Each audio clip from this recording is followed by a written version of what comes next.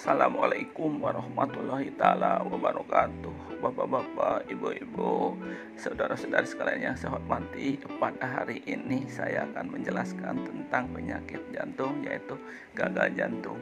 Gagal jantung adalah kondisi ketika jantung melemah sehingga tidak mampu memompa darah yang cukup ke seluruh tubuh.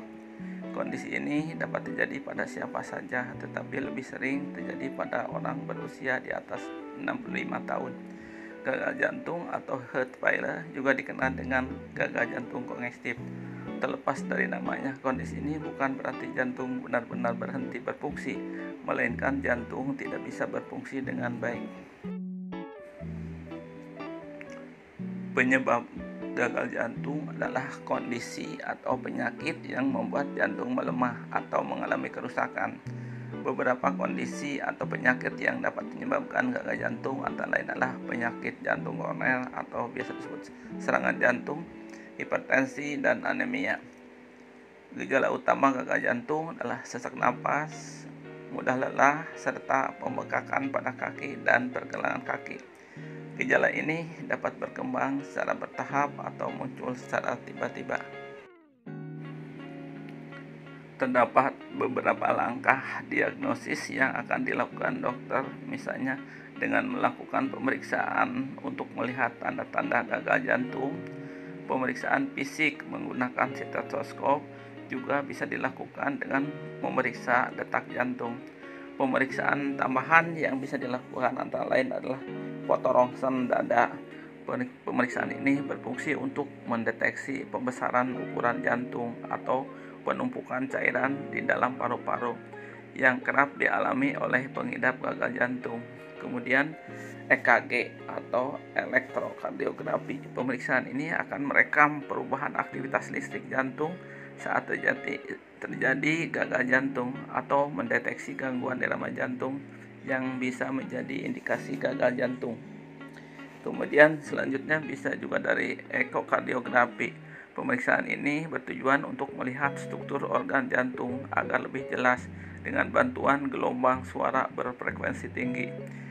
Bisa juga dengan tes darah. Pemeriksaan ini bertujuan untuk mendeteksi suatu jenis protein yang kadarnya akan meningkat jika gagal jantung terjadi. Pemeriksaan ini juga berguna untuk mendeteksi penyakit yang dapat menjadi penyebab gagal jantung.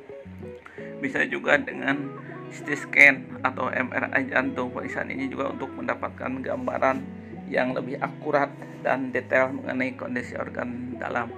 Kemudian juga dengan kateterisasi jantung, pemeriksaan untuk mendeteksi penyumbatan pada pembuluh darah jantung.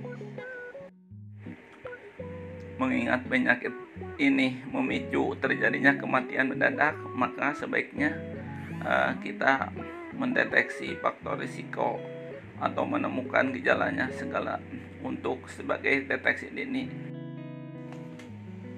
Pengobatan gagal jantung bertujuan untuk meredakan gejala dan meningkatkan kekuatan jantung.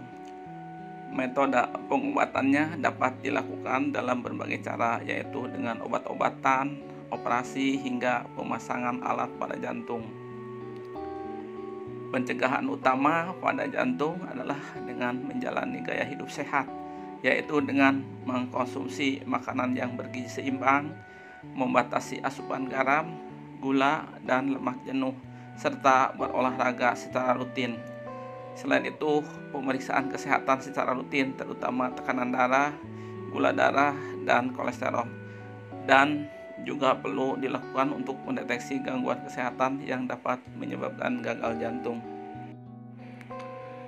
Bapak-bapak, ibu-ibu, saudara-saudara sekalian yang saya hormati, demikianlah yang saya dapat sampaikan. Mudah-mudahan apa yang disampaikan bisa bermanfaat bagi kita sekalian. Amin ya rabbal alamin.